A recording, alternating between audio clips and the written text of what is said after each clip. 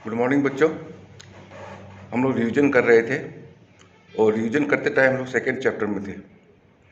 कल हमने पर्वतीय भागों का मुआयना किया था और आज हम लोग मैदानी भागों में चलेंगे।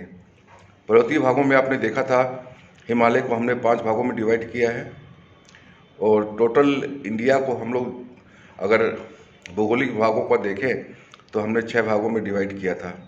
तो 1 बाय 1 हम लोग ले रहे हैं और आज हम लोग मैदानी भागों में चलेंगे, जहाँ पर कि भारत के मैदानों का जो विकास है, कहाँ तक फैला हुआ है, किस एरिया में है, उसके बारे में हम लोग अध्ययन करेंगे।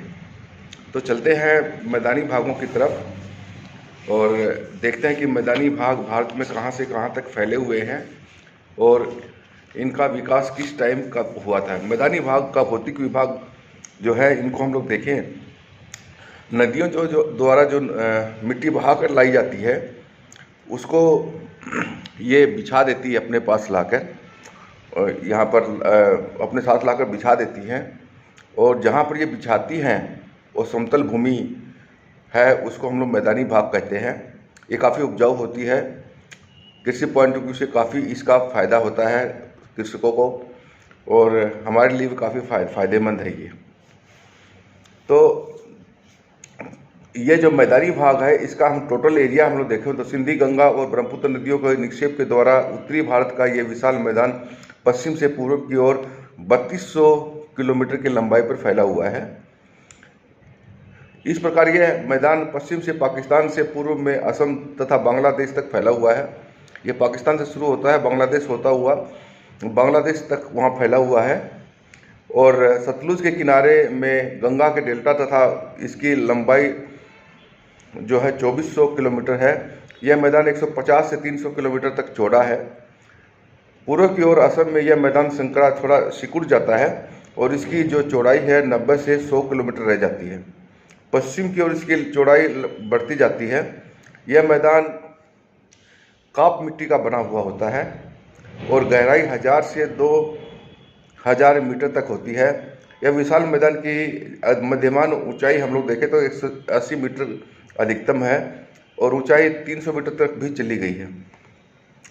अगर हम मैदानी भागों को हम लोग डिवाइड करें, भौतिक भागों को देखें, तो मैदानी भाग को हम लोग कई भागों में डिवाइड कर सकते हैं।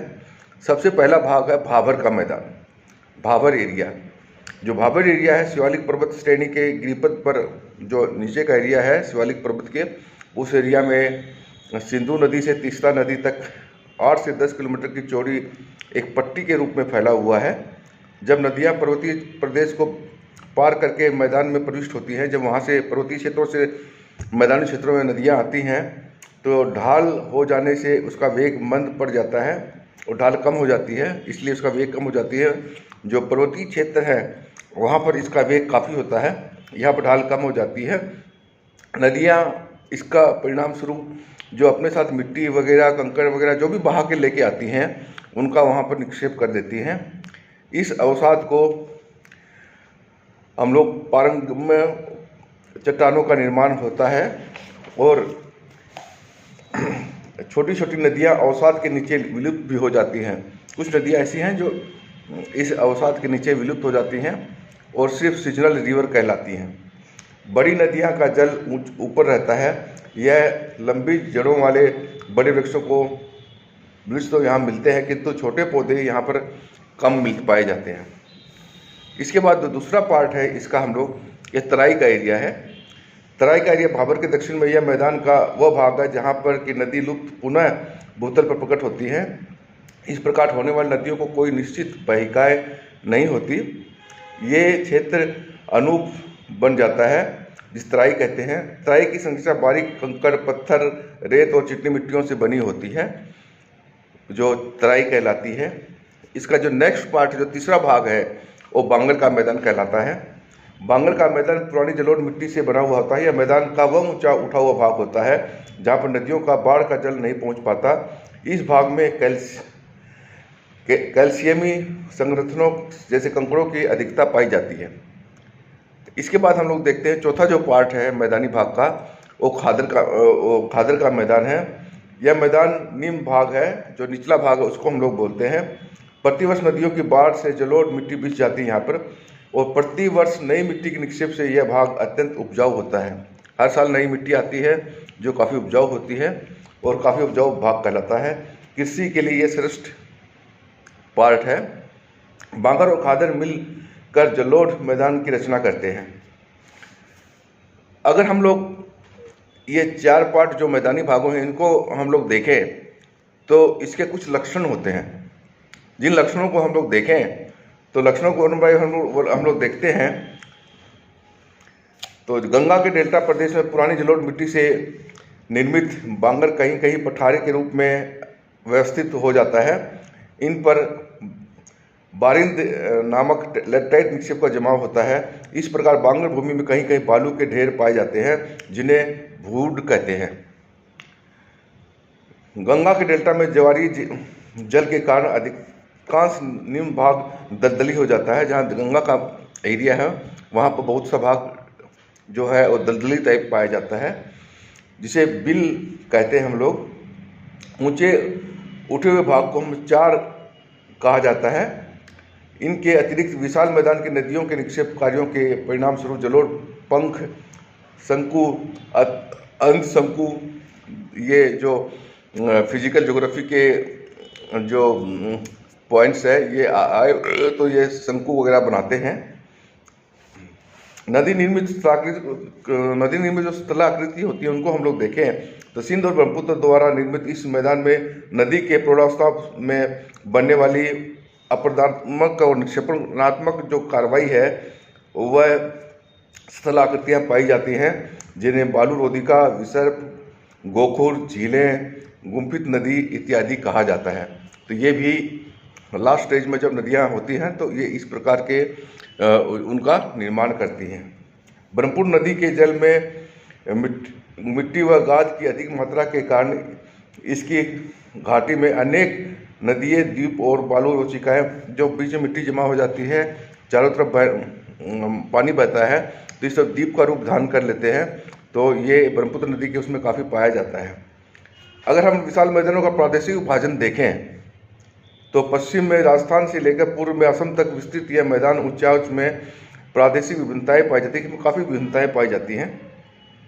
प्रादेशिक विभिन्नताओं के आधार पर हम लोग मैदान के कुछ अलग भागों में डिवाइड कर सकते हैं, जैसे राजस्थान का मैदान, पंजाब हरियाणा का मैदान, गंगा का मैदान, ब्रह्मपुत्र नदी का मैदान। ये 4-5 तरह के मैदान हैं, इनको हम लोग डिवाइड कर सकते हैं भौगोलिक उसकी दृष्टि से। तो पहला राजस्थान का मैदान यह सिंधु नदी के मैदान का एक भाग है। यह राजस्थान के पश्चिम भाग में अरावली पर्वत और भारत पाकिस्तान की सीमा के बीच में विस्तृत है। उत्तर पूर्व में स्थित पश्चिम दिशा में यह मैदान लगभग 650 किलोमीटर लंबा है। इस मैदान की औसत चौड़ाई 300 किलोमीटर के करीब पाई जाती है। मानते हैं मैदान को 2 भागों में डिवाइड कर सकते हैं। ये जो मैदानी भाग है इसको हम लोग 2 भागों में डिवाइड कर सकते हैं, मरुस्थली और राजस्थान बांगड़, इनको 2 भागों में डिवाइड कर सकते हैं। जो दूसरे प्रकार का इसका मैदान है पंजाब और हरियाणा का मैदान कहलाता है। पंजाब हरियाणा दिल्ली में विस्तृत यह मैदान सिंध नदी के मैदान का ही एक अंग है, जो भारत के सिंधु सहायक नदियों सतलुज, ब्यास और रावी से निर्मित होता है। इसमें सतलुज तथा यमुना नदियों का हरियाणा में स्थित जल विभाजन क्षेत्र है और फैला हुआ है। और साथ साथ में आपकी बुक में जो गंगा नदी का डेल्टा था, सिंधु नदी का डेल्टा है, इसके बारे में डिफरेंस दिया हुआ है। इनके जो पॉइंट्स हैं उनको आप लोग जरूर देख लेना, ये आपके काम आएंगे। और जो सतलुज घग्गर नदी के बीच में पाए जाने वाला मैदानी भाग भी पंजाब के मैदानी भाग का एक छोटा सा अंग है।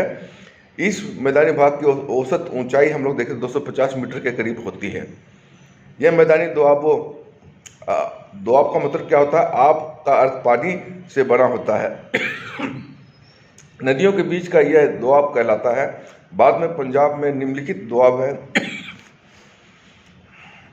जैसे रावी ब्यास के बीच में दोआब, सतलुज और व्यास के बीच का दोआब, 3 दोआब पाकिस्तान में भी है, जैसे रावी चिनाब के दोआब, चिनाब और झेलम का दोआब, झेलम चिनाब सिंधु के बीच का दोआब। ये सब दोआब है जो पाकिस्तान में भी पाए जाते हैं। 3 पाकिस्तान में, 2 इंडिया में हैं।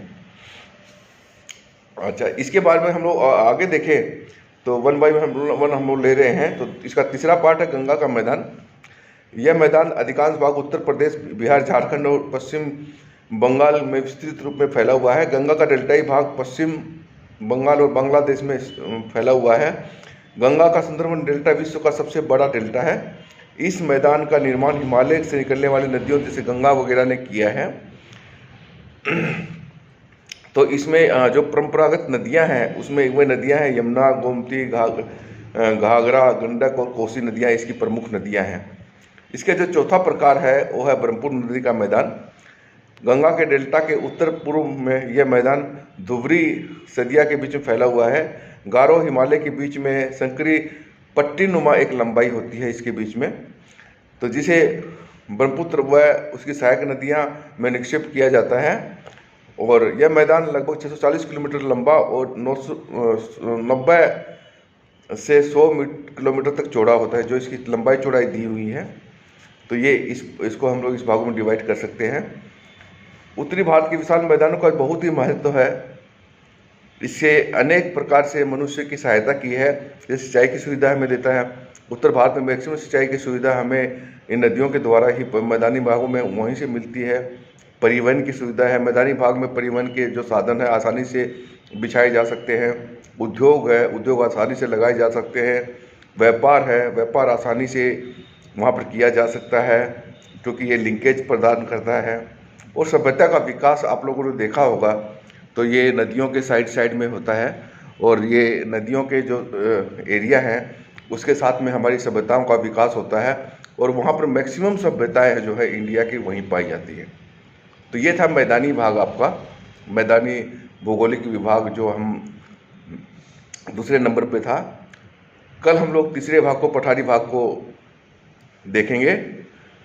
तब तक आप लोग सेफ रहें, सुरक्षित रहें, बीमारियों से बचे रहें और साथ साथ में योगा वगैरह कुछ भी करते रहें। और मैंने योगा का लिंक भेजा है, इसको आप लोग डाउनलोड करें। रोज़ एक योगा का पोस्चर जो है वो आप अपना डाउनलोड करें और उसकी फीडबैक दें, जैसा कि ऊपर से आदेश मिला हुआ है। तो वैसे ही आप लोग करें ताकि आप लोग सुरक्षित रहें, हेल्दी रहें। एक हेल्दी बच्चा ही अच्छी पढ़ाई कर सकता है, उसकी कामना हम लोग करते हैं। और अपना पढ़ाई का जो काम है उसको समय पर पूरा करें ताकि आप लोगों के ऊपर मेंटली बोझ कुछ नहीं बने, क्योंकि एग्ज़ाम आप लोगों के जैसे बताए गए हैं बहुत जल्दी आने वाले हैं। तो अपनी पढ़ाई ठीक करें, अपना सिलेबस पूरा करें। ये डेली मैं बोलता हूँ, आज फिर बोल रहा हूँ। Thank you very much, have a nice day, enjoy yourself.